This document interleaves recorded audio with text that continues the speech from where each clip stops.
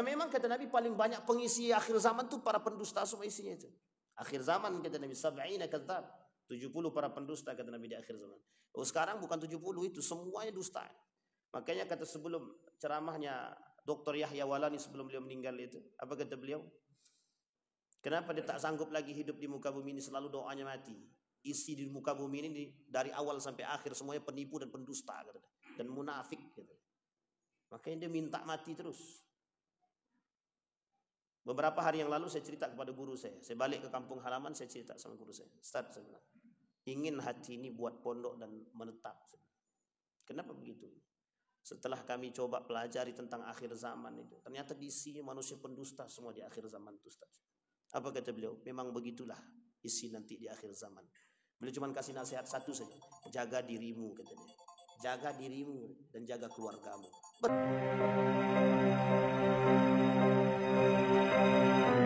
Kata beliau, ada asalibul munafiq di dalam surat At-Taubah tersebut.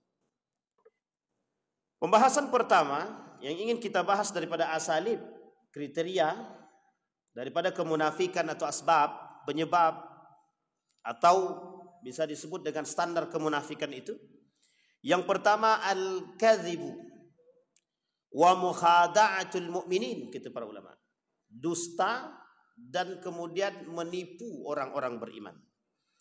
Di dalam Al-Quran, dalam surat Al-Baqarah, Allah berkata, a'udzubillahi minasyaitonirrajim, bismillahirrahmanirrahim. Fi qulubihim maradun fazadahumullahu marada wa lahum adzabun alimun bima kanu yakdzibun, kata Allah. Karakter orang munafik itu Allah sebutkan dalam berbagai macam ayat, salah satunya di dalam surat Al-Baqarah itu, hati mereka tadi fi qulubihim marad, ada rasa sakit, ada penyakit hati namanya. Penyakit hati ini oleh ulama disebut dengan ada hasad, ada dengki, dan ada yang menyebabkan hati seseorang itu melakukan dusta dan khianat. Kalau kita lihat sekarang, kenapa banyak manusia berkhianat? Kenapa banyak manusia kemudian berdusta? Ada dasar, ada hati yang sakit. Maradul qalbi, sakit hati dia. Pertanyaannya, sakit hati yang seperti apa? Hasadkah, dengki kah? Bukan. Ada namanya al-hirsu, rakus dan keserakahan, al-tama', ketamaan. Itu ada dalam diri manusia. Penyakit yang menyebabkan seseorang bisa menjadi khianat dan dusta. Na'udzubillah tsumma na'udzubillah. Wa yahlifuna 'alal kadzib, bahkan dengan santai mereka bersumpah atas kedustaan mereka. Bersumpah atas nama Allah tapi dalam bentuk kedustaan. Pertanyaannya, mengapa ada orang berani berdusta atas nama Allah? Karena hati mereka sedang sakit. Apa penyebab hati sakit itu? Kata Nabi, hubbud dunia, cinta kepada dunia. Yang tak bisa tuh kita sebutkan, tak bisa kita hindari. Wa ja'al mu'adziruna minal a'rabi liyu'zana lahum wa qa'ada alladhi kadzabu Allah wa rasul. Sayusibul ladzina kafaru minhum adzabun alim. Kata Allah dalam Al-Quran, datang orang-orang yang ghadirun, datang orang-orang yang lari daripada kewajiban dan syariat daripada Allah dan Rasulnya, dari orang-orang Arab. Kemudian mereka berkata, wa qa'ada alladzina kadzabu Allah dan Rasulnya. Mereka kemudian berdusta atas nama Allah dan Rasulnya, atau berdusta kepada Allah dan Rasulnya. Sayusibul ladzina kafaru minhum adzabun alim. Mereka akan dikenakan oleh Allah azab yang sangat pedih, dan janji itu sudah.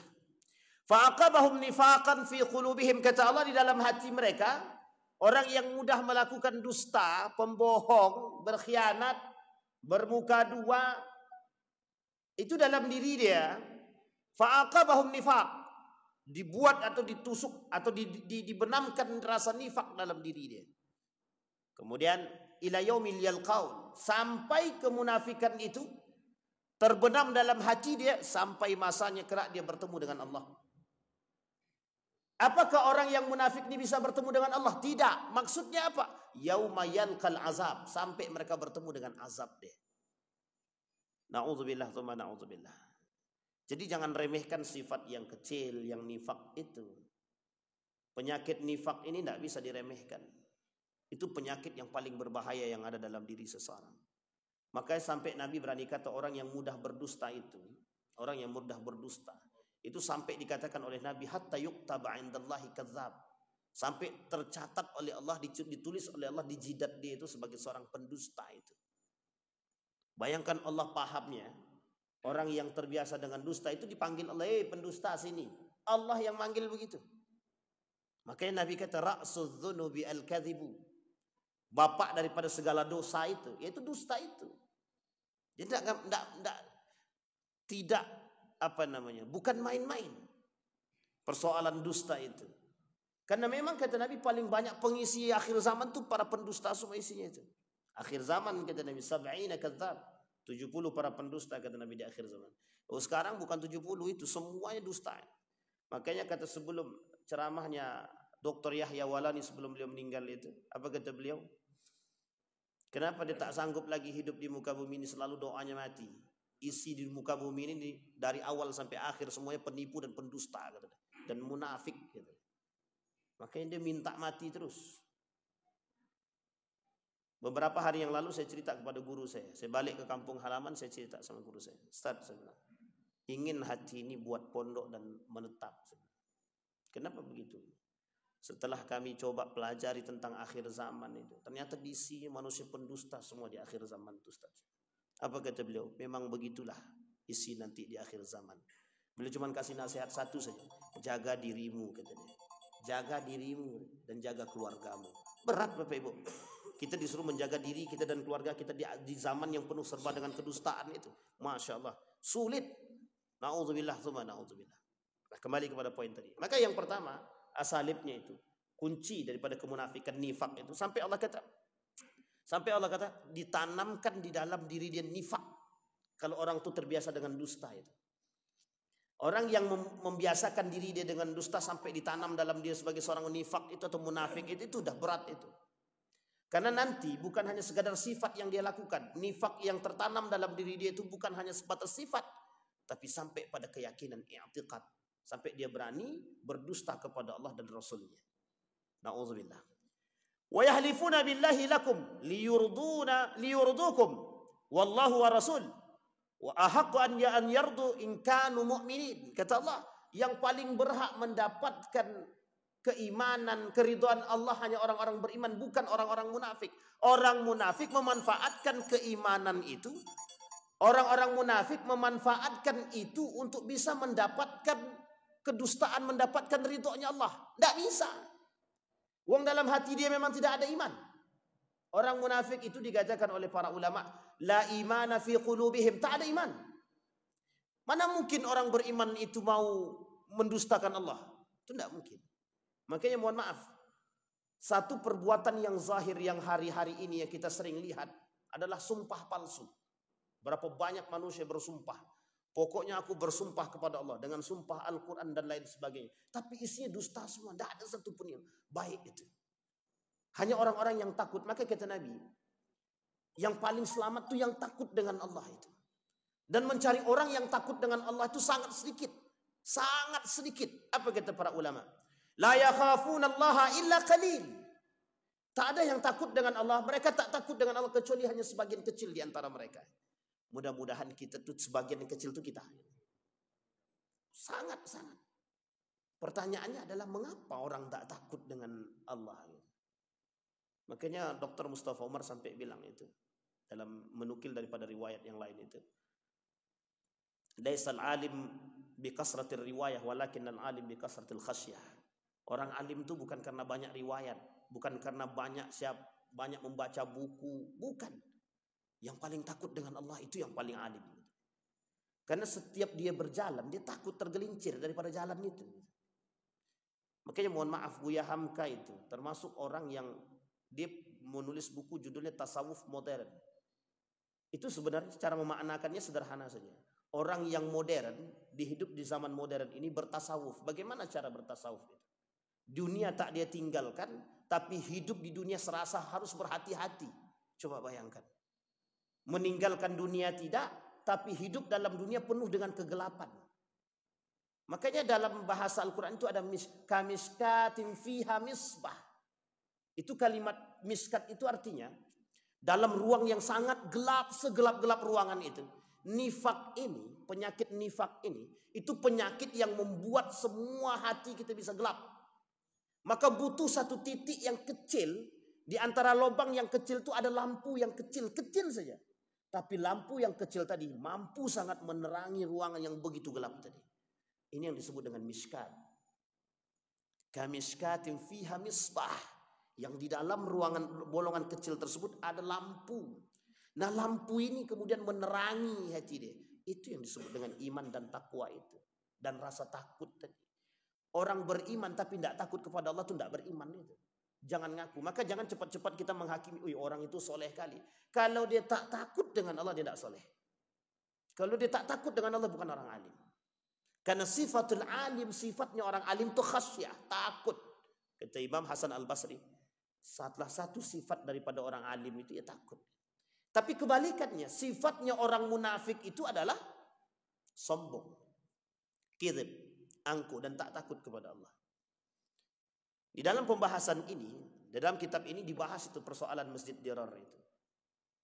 Berapa banyak sekarang masjid dirar itu muncul. Na'udzubillah itu mana. Saya tak katakan siapapun, tapi berapa banyak hari ini masjid dirar itu muncul. Tujuannya hanya untuk mohon maaf, mencela dan mencaci dan memaki dan menjelekkan satu dengan yang lain. Kalau bukan asas kemunafikan, asas apa? Tidak ada. Mukhada'atul mu'minin, kata para ulama. Mukhada' apa? Menipu orang-orang beriman.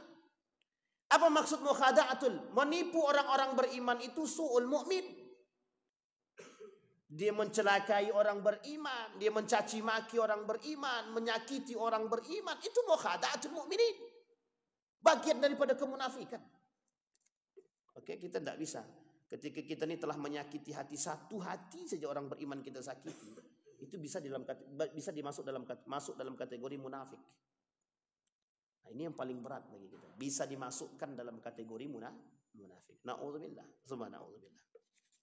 Baik, kemudian Allah kata, "Innamas sabilu 'alal ladzina yasta'dzinunaka wa hum aghniya, radu bi an yakunu ma'al khawalif, wa taba'a Allahu 'ala qulubihim fahum la ya'lamun." Apa kata Allah? Radu bi an yakunu ma'al khawalif.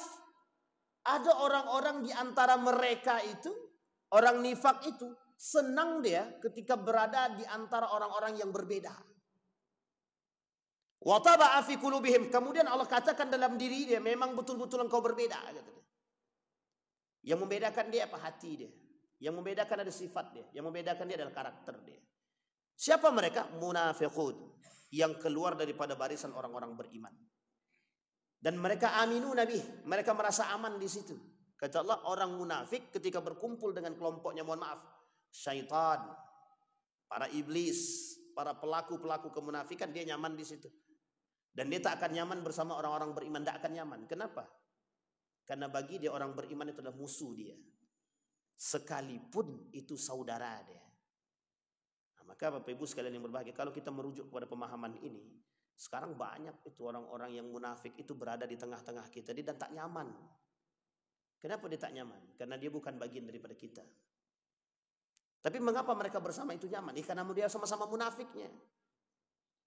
Makanya mohon maaf Bapak Ibu sekalian yang berbahagia, nifak itu, munafik itu hanya berada pada posisi-posisi yang dunia saja, tak ada yang lain. Tak ada orang munafik itu yang memikirkan akhirat itu, tidak ada sama sekali. Makanya jangan sampai kita ini termasuk orang-orang yang munafik yang berpikir tentang hal demikian. Tidak ada, Pak. Tidak ada sedikit pun orang munafik itu berpikir akan akhirat itu, tidak ada. Uniknya orang munafik itu hampir sampai pada pengingkaran akan akhirat. Orang munafik dahulu masih takut dia dengan neraka. Orang munafik sekarang neraka pun ditantangnya. Coba bayangkan kasus video orang munafik itu yang mempermainkan, yang dijadikan video neraka itu dijadikan candaan.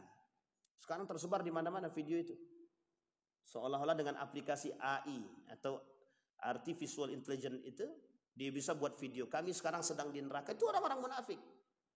Na'udzubillah tsumma na'udzubillah. Tapi ingat, orang yang mempermainkan Allah dan Rasulnya sesungguhnya tempat mereka jelas. Dan orang yang meminta akan apa yang mereka inginkan, Allah berikan.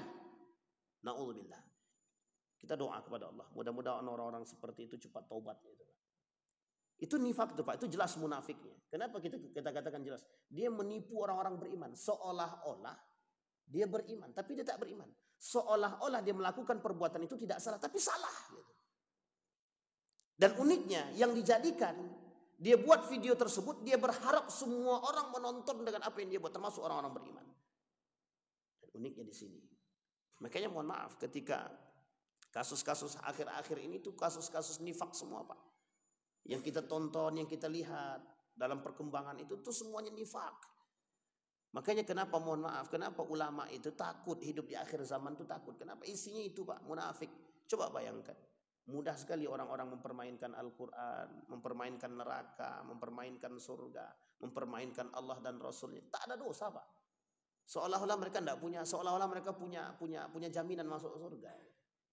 Itu sebenarnya sederhana pemahamannya Pak. Mereka beranggapan bahwa neraka dan surga itu tidak ada. Pertanyaannya siapa mereka? Nifak, munafik. Orang yang tak percaya kepada Al-Quran. Nah ini kejadian. Dan ini baru kita lihat. Begitu ramai sekarang orang yang komentar tentang hal demikian. Banyak orang yang sumpah palsu. Banyak orang yang berkata palsu. Banyak orang yang kemudian bersaksi palsu. Berapa banyak? Itu ditontonkan. Artinya apa? Banyak orang-orang yang melakukan persaksian palsu. Banyak orang-orang yang mohon maaf melakukan sumpah palsu. Banyak orang-orang yang berdusta, perkataan palsu. Pertanyaannya, ketika 3 ini saja kita kumpulkan di dunia ini, itulah isinya di muka bumi ini Pak. Sehingga kalau kita tidak takut kepada Allah, kita tidak menjadi orang yang paling aneh di antara mereka itu. Maka mohon maaf, kita ini orang beriman yang berada di antara ketiga ini, itu kita merasa aneh, sangat aneh sekali. Nah kalau kita merasa aneh di antara mereka, kita termasuk orang beriman. Tapi kalau kita merasa bangga berada di antara mereka, kita termasuk bagian daripada mereka. Apa kata Allah dalam Al-Quran? Fala taqudu ma'ahum. Jangan duduk bersama mereka. Kalau kita masih duduk, innakum idzan misluhum. Kalian tidak jauh beda dengan mereka. Maka orang munafik tidak mau duduk dengan orang beriman. Panas pantatnya Pak. Kenapa? Karena mereka bukan bagian daripada aku. Bukan memang mereka bukan bagian daripada kita. Dan kita bukan bagian daripada mereka. Kenapa? Allah janjikan surga untuk orang beriman, bukan untuk orang munafik. Tapi Allah janjikan neraka jahanam bagi orang-orang munafik. Maka salah satu perbuatan mereka adalah menipu orang-orang beriman. Apa yang mereka lakukan untuk menipu orang-orang beriman? Dengan perbuatan mereka. Ada yang bergabung dengan kaum munafik yang lain. Ada yang bergabung dengan orang kafir. Banyak Pak. Dan itu kita temukan. Nah, kemudian di dalam kalimat yang lain. Di dalam surah wasuratul karimah tu'rad kadzab haula'il munafiqina fi majalatil arba'ah. Dalam surat Taubah ini ada fi iddi'aihim al-iman ma'a ibtanihimul kufr. Apa kata Allah? Orang munafik dalam surat At-Taubah itu disebutkan. Satu di antaranya mereka menampakkan keimanan tapi mereka sembunyikan kekufuran. Nah, itu yang terjadi pada masa baginda Nabi Muhammad SAW. Makanya mohon maaf kenapa dibangunkan Masjid Dirar itu. Nabi sebenarnya kalau tidak dikasih tahu oleh Allah tidak akan tahu Nabi itu. Nabi kalau tidak dikasih tahu oleh Allah tidak akan tahu. Apa itu Masjid Dirar? Tidak tahu Nabi. Pulang dari perang Tabuk dapat perintah hancurkan tuh masjid namanya Masjid Dirar. Allah abadikan dalam Al-Quran itu. Coba bayangkan masjid bersama dengan orang-orang beriman. Orang tahu bahwa masjid itu adalah tempat sholatnya orang-orang beriman. Tempat sholatnya orang-orang Islam. Pertanyaannya kenapa dibangun? Yang bangun orang munafik yang tujuannya untuk membunuh baginda Nabi Muhammad SAW. Sekarang ada masjid yang tujuannya untuk membungkam dan membunuh orang-orang beriman. Itulah kemunafikan, nifak. Mudah-mudahan ada manfaat bagi kita semua. Mudah-mudahan dalam ceramah yang singkat ini bisa menambah semangat kita untuk terus istiqamah menjadi orang beriman. Berat memang, apalagi di akhir zaman ini sangat berat. Tapi insya Allah istiqamah adalah akhir daripada perjalanan orang beriman. Fa'tabiru ya lil afsar la'allakum tuflihun. Assalamualaikum warahmatullahi wabarakatuh.